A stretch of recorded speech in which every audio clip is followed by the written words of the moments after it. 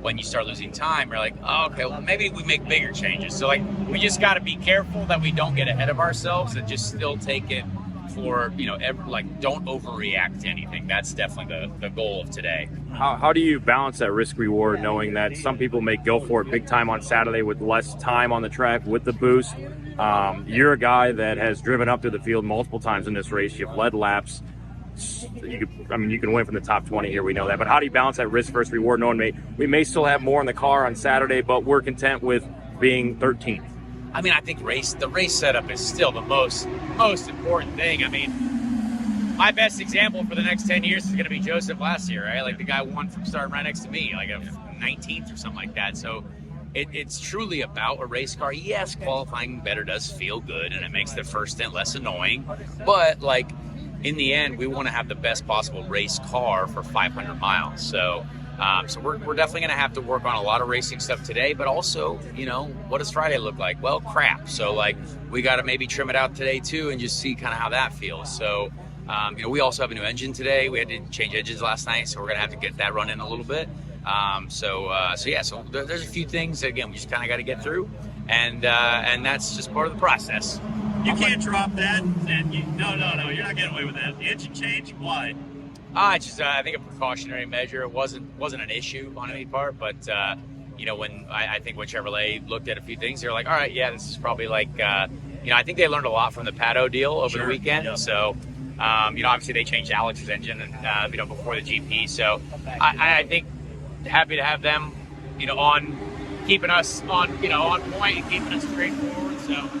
So yeah, just kind of a lot of work for the guys last night, but they did a great job, so we're ready to go this morning. How much scoreboard watching do you do as far as where everybody else is compared to yourself to maybe, hey, I was out running with this guy in traffic, he's here, I'm here, or do you just focus in on the 24? Scoreboard watching is kind of silly, but like I think the most important thing, like when I got deep in the pack yesterday, was like what car actually goes anywhere, and McLaughlin was the only one that went anywhere. So like he looks obviously very, very good. The rest of us, like I passed maybe 2 cars, but like I never got past, which I think is encouraging. But Scott was actually the only one that, like, okay, when you see him, he's like making moves, which is big. He looks very good. But like my quickest lap of the day yesterday was like lap 3. So like we had not even 2 in the car. Like it was just like literally out of the box. So it's kind of irrelevant, and you see all names all over the place. So that's one thing I always tell people is like, really, it's cool to be up there, and like there are going to be fast cars up there, but race day is always a difference. In the limited traffic running that you did do yesterday, it seemed like in the race last year it was hard to pass anywhere besides turns 1 and 2 or coming off of 2 in the 3rd, 4th, 5th car back. You couldn't really move. Did you feel the same, or did you feel like, hey, I can get some movement here, maybe going into 3 or from being 4 or 5 cars back? Well, I did see cars passed in both 3 and 1, so that was encouraging. It depends on the wind mainly for that too. But boy, there were a lot of there's a lot of.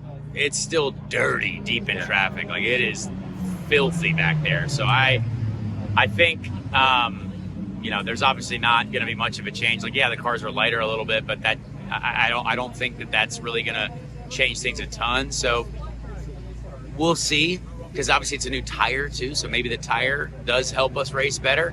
It's still a little bit early to tell, I'd say.